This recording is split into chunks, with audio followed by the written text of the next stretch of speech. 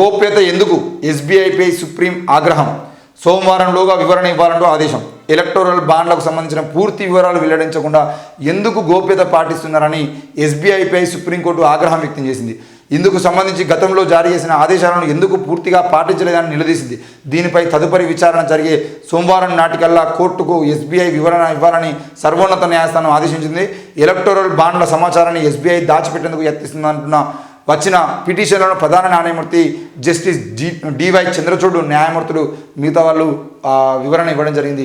ఏది ఏమైనా ఎస్బీఐ అనేది ఎందుకు ఎలక్టోరల్ బాండ్లకు సంబంధించిన విషయంలో కావాలని జాప్యం చేస్తుంది, కావాలని అందులో ఏది వివరాలు ఇవ్వకుండా కావాలని గోప్యత చేస్తుంది అని చెప్పేసి నిన్న సుప్రీంకోర్టు మళ్ళీ సీరియస్ ఇవ్వడం జరిగింది.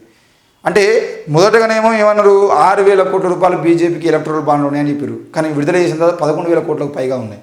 మరి 11,000 కోట్లకు పైగా ఉన్నటువంటి ఎలక్టోరల్ బాండ్లలో ఎవరెవరు ఎంతెంత ఇచ్చారు అని చెప్పి చూసినట్లయితే ఒక చిన్న కంపెనీ దాదాపు 3,000 కోట్ల రూపాయలని ఇచ్చింది. ఇక మేఘా సంస్థలేమో 1,000 కోట్లు ఇచ్చిన విషయం మనం చూసినాం.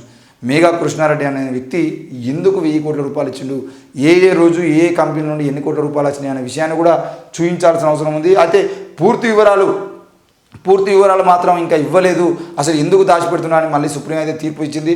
మరి ఈ క్రమంలో సుప్రీం ఆగ్రహం వ్యక్తం చేసిన క్రమంలో మరి ఎస్బీఐ ఈరోజు ఏం చేయనుంది? అటేమో ఎలక్షన్ నోటిఫికేషన్ వస్తుంది, ఇటు ఎస్బీఐ కూడా పూర్తి వివరాలను ఇస్తుందా ఇవ్వదా, అసలు ఏం జరుగుతుందో చూద్దాం. ఇక దాడుల తర్వాతనే 41 కంపెనీల నుంచి బీజేపీకి విరాళాలు, 18 కంపెనీల నుంచే 2,010 కోట్ల రూపాయలు. ఎన్నికల బాండ్ల గుట్టు బహిర్గతం, సిపిఎం పోలిట్ బ్యూరో.